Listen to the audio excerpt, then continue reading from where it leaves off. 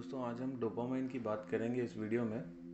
आपका स्वागत है इस चैनल में। डोपामाइन एक ऐसा सब्सटेंस रिलीज़ होता है हमारे ब्रेन में जो काफ़ी चीज़ों से रिलेटेड है, और आप जान के हैरान रह जाएंगे कि ये कितनी चीज़ें जो हमारे साथ होती हैं, जो हम करते हैं सबकॉन्शियसली या कॉन्शियसली, वो कैसे डोपामाइन से रिलेटेड निकलती हैं और इसका क्या फंक्शन है। ये एक न्यूरोट्रांसमीटर होता है ब्रेन में जो रिलीज़ होता है, और मोटर स्किल्स, जो ब्रेन की जो मोटर स्किल्स होती हैं उसके लिए मतलब रिस्पॉन्सिबल होता है। ज़्यादा टेक्निकल इसमें नहीं जाएंगे, बट हम अमेजिंग फैक्ट्स के बारे में ज़रूर बात करेंगे कि कभी कभी हमने देखा होगा कि हमें पता है कि एक्सरसाइज करना अच्छा है, बुक्स रीड करना अच्छा है, और पजल सॉल्व करना अच्छा होता है, प्लस वॉक पे जाना या कम खाना, ज़्यादा पका हुआ और मसालेदार खाना ना खाना अपने लिए अच्छा है, मतलब हेल्थ के लिए और हमारी वेलबींग के लिए, बॉडी के लिए, ग्रोथ के लिए। बट हम उस चीज़ को कर नहीं पाते हैं अच्छे से, या हम उस चीज़ को अगर करने जाएं तो हम ये फाइंड करते हैं कि हमें काफ़ी ऑब्स्टिकल्स आ रहे हैं, काफ़ी बैरियर्स आ रहे हैं बीच में, काफ़ी हमें प्रॉब्लम्स आ रही हैं। माइंड उस चीज़ को अलाउ नहीं करता है। तो इसके पीछे डोपामाइन का कनेक्शन है। डोपामाइन जब रिलीज़ होता है हमारे माइंड में, तो वो हमारे माइंड को रिवर्स फंक्शन मोड में डाल देता है, और जिसे कह सकते हैं कि ये एक तरह का लूप बनता है, एक तरह का इस ऐसा लूप बन जाता है कि हमें रिवॉर्ड सीकिंग हमारी मेंटालिटी हो जाती है। हम मतलब प्लेजर्स ढूंढने की कोशिश करने लगते हैं, और कुछ ऐसी डिज़ायर्स ढूंढने की कोशिश करते हैं जो लूप में रहती हैं। जैसे हमें पता है कि सब्सटेंस अब्यूज़ या ड्रग्स लेना बॉडी या किसी भी चीज़ के लिए सही नहीं है, फाइनेंशियल हमारी हेल्थ के लिए भी सही नहीं है, फाइनेंसेस पूरे बर्बाद हो जाते हैं। ड्रग्स कुछ सस्ते तो आते नहीं हैं, बट लोग आखिरकार ड्रग्स लेते क्यों हैं? उसके पीछे भी डोपामाइन ही रिस्पॉन्सिबल है। उनकी बॉडी में, उनके ब्रेन में डोपामाइन ज़्यादा रिलीज होता है, तो वो उनकी जो वो प्लेजर सीकिंग या रिवॉर्ड सीकिंग लूप में जो ब्रेन के सेल्स हैं, वो रिवॉर्ड सीकिंग लूप में चले जाते हैं। तो वो उनको वो रिपीटेटिवली उस तरह के प्लेजर्स ढूंढने की कोशिश करते हैं, और उनके ब्रेन के सेल्स में ही सेल्यूलर लेवल पे ही चेंजेस आ जाते हैं। तो इसलिए हम देखते हैं कि कुछ लोग ड्रग्स में से निकलने में, मतलब अगर आप देखें कि 5 लोग अगर ड्रग्स ले रहे हैं, तो पांचों की जो ड्रग्स से निकलने की जो कैपेसिटी है या जो रेजिस्टेंस है, वो अलग अलग लेवल का होगा। किसी को बहुत ज़्यादा रेजिस्टेंस रहेगा, बहुत ज़्यादा रेजिस्ट करेगा अपनी इस आदत से बाहर आने में, और कुछ लोग बड़े आसानी से बाहर आ जाते हैं इस आदत से। तो वो उसके पीछे डोपामाइन रिस्पॉन्सिबल है, और ये बहुत इंपॉर्टेंट एक सब्सटेंस होता है जो दिमाग में रिलीज़ होता है, हमारे ब्रेन के अंदर रिलीज़ होता है, एक न्यूरोट्रांसमीटर की तरह। हम कभी कभी देखते हैं कि अच्छा, इसके जो है साइड इफ़ेक्ट्स भी हैं। अगर ये कम रिलीज़ हो तो पार्किंसन और अल्जीमर्स जैसी खतरनाक बीमारियां भी हो सकती हैं।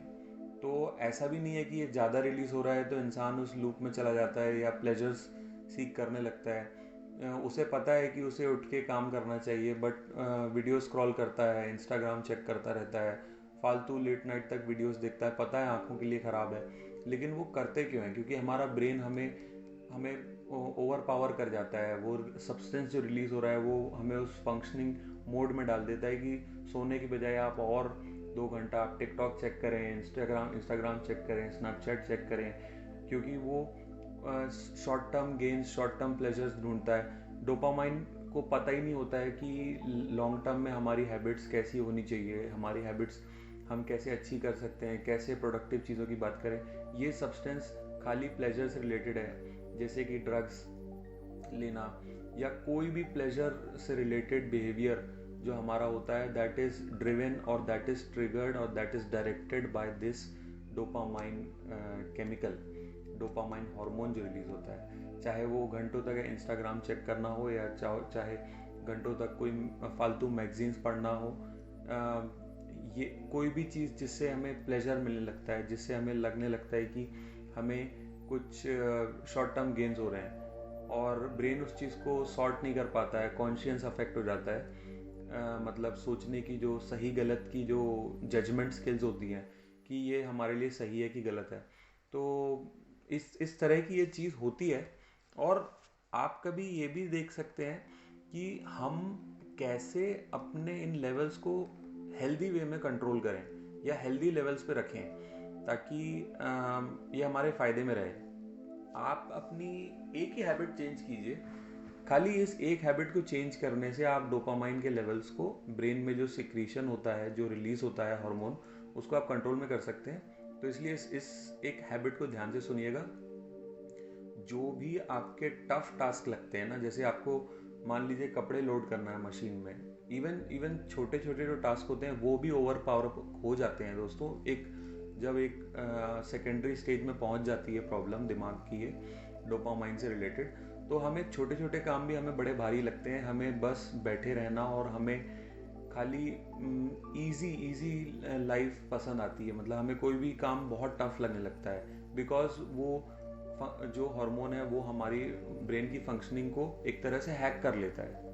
यही बोल सकते हैं आप, हैक कर लेता है। तो आप ये करिए कि जो आप अपने आप को रिवॉर्ड देने का एक सिस्टम लेके आइए। रिवॉर्ड पॉइंट्स जैसे होते हैं ना कि हम शॉपिंग करें तो हमें पॉइंट्स मिलते हैं शॉपिंग मॉल में, उसी तरह से ब्रेन में एक तरह का शॉपिंग मॉल खोल लीजिए कि आप भाई जो भी टफ टास्क है, चाहे ग्रोसरी शॉपिंग हो, चाहे गाड़ी धोना हो, चाहे जिम करना हो, हमें मेन तो एक्सरसाइज से हम कितना कतराते हैं, एक्सरसाइज करना हो तो पहले वो कर लीजिए और अपने आप को कंट्रोल करिए। अपने आप को इस चीज़ के लिए समझाइए कि मैं ये करूँगा तो उसके बाद मैं 15-20 मिनट इंस्टाग्राम चेक करूँगा। अपने आप को रिवॉर्ड कीजिए।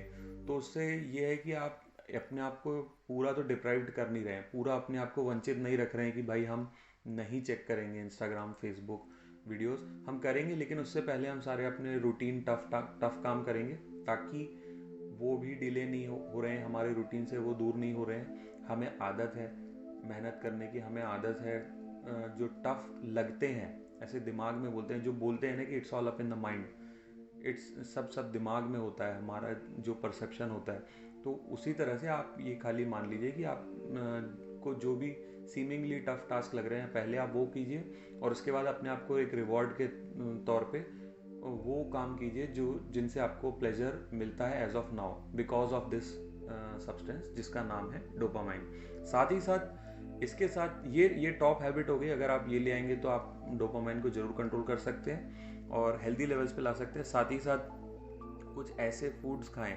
अपनी डाइट में चेंज लाइए, जैसे कि जिसमें चीज़ हो, सोया सीड्स खाएं, फिर अलग अलग तरह की दालें खाएं, दाल का पानी पिएं, बीन्स और अच्छे हेल्दी नट्स खाइए। काजू हटा के, काजू कंसिडर नहीं होता है हेल्दी नट्स में, हमारे इंडिया में अपन लोग काजू को काफ़ी हेल्दी मानते हैं, बट नहीं, बादाम और ये सब ज़्यादा अच्छा होता है ब्रेन के सेल्स के लिए और न्यूरोट्रांसमिशन के लिए, जिससे कि मतलब मैसेज सेंड होता है बेसिकली ब्रेन के अंदर, अगर हम लेमैन भाषा में ढूंढें तो। और मैग्नीशियम का इंटेक ज़्यादा रखिए, मैग्नीशियम रिच फूड ज़्यादा इंटेक करिए, इससे भी फ़ायदा होता है। प्रोसेस्ड फूड, हाई फैट खाना और कॉफ़ी कम कर दीजिए क्योंकि वो ब्रेन के सेल्यूलर लेवल्स में चेंजेस ला देती है और एक तरह से जैसे कैफीन का भी एडिक्शन होता है, लोग क्रैंकी हो जाते हैं, सुबह के टाइम गुस्सा करने लगते हैं अगर उन्हें उनकी कॉफ़ी ना मिले। तो चाय बेटर है, एनी डे बेटर है कॉफ़ी से। कॉफ़ी एक तरह का एडिक्शन है, वो काफ़ी डैमेज करता है ब्रेन में। ये स्टडीज़ स्वीडन की एक यूनिवर्सिटी में हो चुकी हैं। कॉफ़ी से जितना हो सके दूर रहिए, अगर नहीं रह सकते हैं तो चाय पे आ जाइए। मतलब इस मामले में हम भारतीय लोग काफ़ी अच्छे हैं, जो हम चाय से ही आज भी चाय को ज़्यादा प्रेफर करते हैं। वेस्टर्न कंट्रीज़ में जहाँ कॉफ़ी को ज़्यादा प्रेफर करते हैं, वहाँ लोग अलग अलग तरह की मेंटल डिसऑर्डर्स फेस कर रहे हैं। तो हर चीज़ जो वेस्टर्न होती है, एक तो ये हमारे कंट्री में एक पता नहीं स्टीरियोटाइप बन गया है कि जो भी चीज़ वेस्टर्न होती है वो अच्छी होती है। मैं खुद दोस्तों एक वेस्टर्न कंट्री में रहता हूँ, कनाडा में रहता हूँ, बट ये चीज़ मैंने नोटिस की है कि हर चीज़ इन लोगों की अच्छी नहीं है। कुछ इनके कल्चर में ऐसी ऐसी चीज़ें जो इनके कल्चर को खोखला कर रही हैं। तो coming back to the point, coffee से बेटर है चाय, अपनी देसी चाय। और स्लीप का एक साइकिल बनाइए तो डोपामाइन रेगुलेट होता है उससे, और डोपामाइन का जो एक हेल्दी प्रोडक्शन है वो होता है। एक्सरसाइज ऑब्वियसली हर एक के साथ कीजिए, मतलब हर दिन कीजिए, और जिस भी तरह के आपको वाटर एक्वारोबिक्स और एरोबिक्स जो भी पसंद है आप वो कर सकते हैं। स्ट्रेस को कंट्रोल में रखिए, क्योंकि स्ट्रेस भी ट्रिगर करता है डोपामाइन के प्रोडक्शन को, तो मतलब अनहेल्दी प्रोडक्शन लेवल्स को।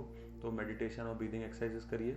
और इसकी कुछ दवाइयाँ भी हैं जैसे डोपा एल, बट वो बहुत हाई लेवल पे जो सीरियस मामला पहुंच जाता है जैसे बीमारी का, तब प्रेफर सब्सक्राइब मतलब करते हैं उसके प्रिस्क्रिप्शन को रेगुलर लेनी पड़ती है, इसलिए वो एक उस दवाई का रेगुलर सब्सक्रिप्शन लेना पड़ता है। तो वो आप अवॉइड कीजिए। वैसे ये बेसिक चीज़ें थी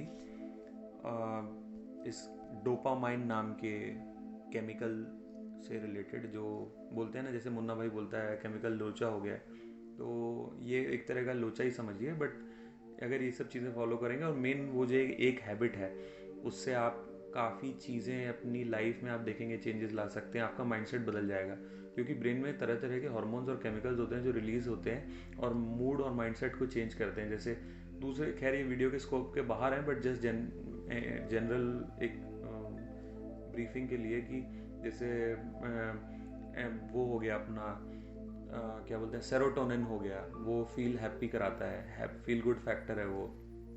और इस तरह के काफ़ी अलग अलग हार्मोन्स हैं जो अराउजल की फीलिंग करते हैं, फील गुड की फीलिंग करते हैं। फिर एक ये है जो एक प्लेजर की फीलिंग देता है। हमें सब्सटेंस अब्यूज़ करने का, जैसे ड्रग्स जो लेते हैं, जो भी लेते हैं, उनको पता हुआ है कि उनको वो प्लेजर सीकिंग मोड में चले जाते हैं, इसलिए वो कुछ भी करने के लगते हैं उस टाइम, उनको पता नहीं रहता वो क्या कर रहे हैं। तो चलिए दोस्तों, इतना ही था, वीडियो ज़्यादा लंबी नहीं करेंगे अपन। और अगर वीडियो का कंटेंट और ये पॉइंट्स इसके पसंद आया हो तो कमेंट में ज़रूर पॉजिटिव नेगेटिव जो भी फीडबैक हो आप खोल के फीडबैक दीजिए। नो प्रॉब्लम, आपके फीडबैक हमेशा वेलकम है। और वीडियो को लाइक करें और चैनल को सब्सक्राइब करें। अगले वीडियो तक के लिए थैंक यू दोस्तों, मिलता हूँ फिर।